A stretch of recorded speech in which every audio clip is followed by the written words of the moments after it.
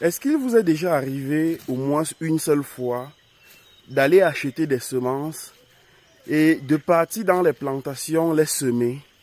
Quelques jours plus tard, vous retournez dans les plantations et vous constatez que vous avez pratiquement 50% d'échecs.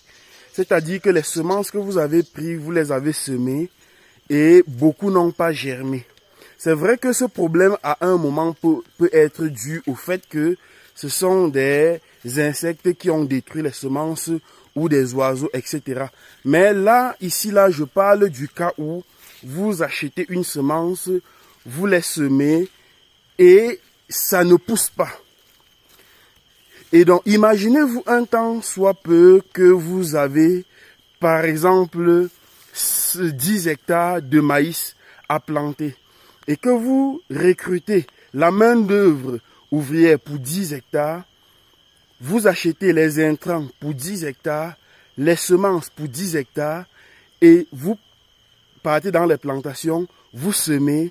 Après quelques jours, vous revenez, vous trouvez que 50%, vous avez 50% d'échecs. Alors, dans cette vidéo, je vais vous montrer, je vais vous parler de ce qu'on appelle en agriculture le test de la semence. Le test de germination, autant pour moi. Donc, ce test de germination vous permet, avant de vous engager dans une spéculation agricole, de pratiquer ce test et de connaître le taux de germination des semences que vous disposez pour éviter d'aller dans les plantations et de subir, comme je l'ai dit, pratiquement 50% d'échecs dès le début. Alors, suivons cette vidéo qui a été faite par une personne que je coach en Côte d'Ivoire, Madame Kessé, voilà, qui fait dans la culture du maïs. Suivez cette vidéo sur le test de germination du maïs et on se retrouve juste derrière.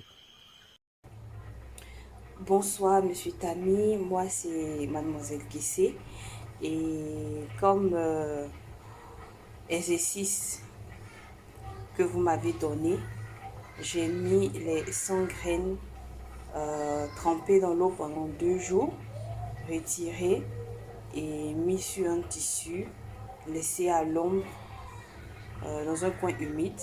Voilà, toutes les graines ont germé. Toutes les graines ont germé. Il n'y a pas une seule graine qui n'a pas germé, comme vous pouvez le constater. Voilà, tout a germé, tout. Ça se développe très bien. Ce n'est que 2 jours de germination que vous voyez. Voilà un peu le retour de l'exercice que vous m'avez donné. Merci. Là, vous venez de suivre la vidéo de Madame Kessé sur le test de germination. Et donc, si ça vous a intéressé, vous allez comprendre que prochainement, lorsque vous voulez lancer une culture, que ce soit le maïs, c'est valable pour le maïs, ça l'est pour la pastèque, pour les melons, etc., etc.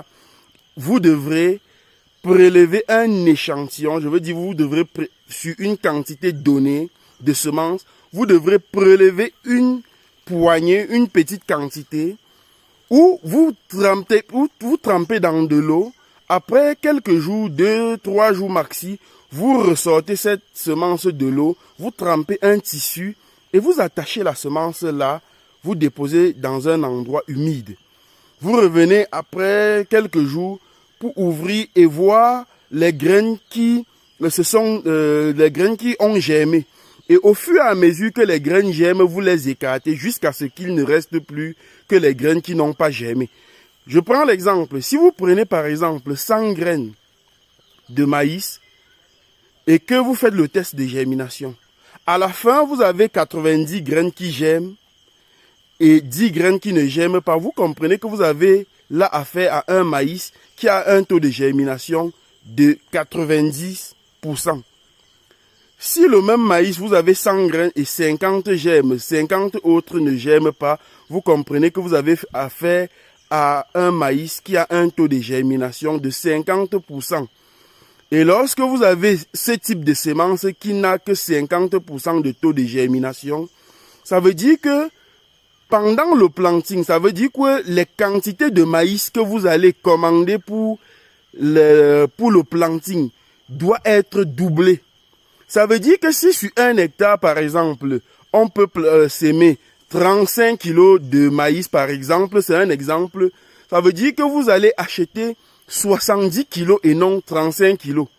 Pourquoi? Parce que si vous sémez ce maïs qui a un taux de germination de 50%, vous aurez sur les 10 hectares que vous avez pris là, seulement la quantité de maïs qui est censé couvrir 5 hectares. Je ne sais pas si on se comprend. Ça veut dire que vous allez passer le temps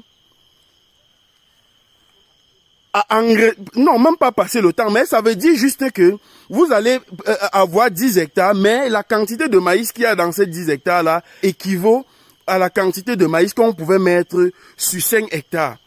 Et vous convenez avec moi que si vous avez ce type de problème, où vous avez 50% d'échec, vous comprenez que vous avez un épi ici, là, qui pousse, le suivant ne pousse pas, l'autre pousse, le suivant ne pousse pas, ainsi de suite. Ou bien 2 peuvent ne pas pousser, 2 autres poussent, ainsi de suite. Donc, ça dépend. Maintenant, vous voyez qu'au moment du sarclage, vous serez obligé de sarcler tout le champ.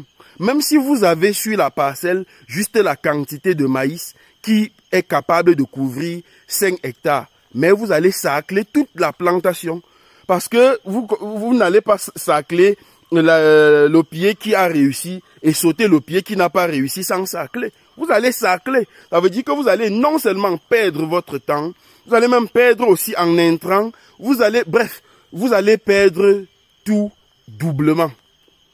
Dans cette vidéo que vous venez de voir de Madame Kessé, qui est en Côte d'Ivoire, je l'ai dit, et que je suis dans la culture du maïs, c'est une vidéo qui doit vous parler et qui doit vous faire comprendre qu'à chaque fois que vous vous engagez dans un projet, faites un test de germination. À la fin de ce test de germination, vous aurez plus ou moins les idées claires sur ce que vous voulez faire dans les plantations. Vous aurez plus ou moins les idées claires dans le fait que vous savez que vous allez planter telle quantité et à la fin, vous aurez les résultats escomptés. J'espère que cette vidéo vous a plu. Chaque fois qu'une vidéo vous plaît et que vous ne la partagez pas, vous coupez les connaissances. Ne coupez pas ces connaissances, divulguez-les auprès de vos proches, auprès de ceux qui en auront besoin.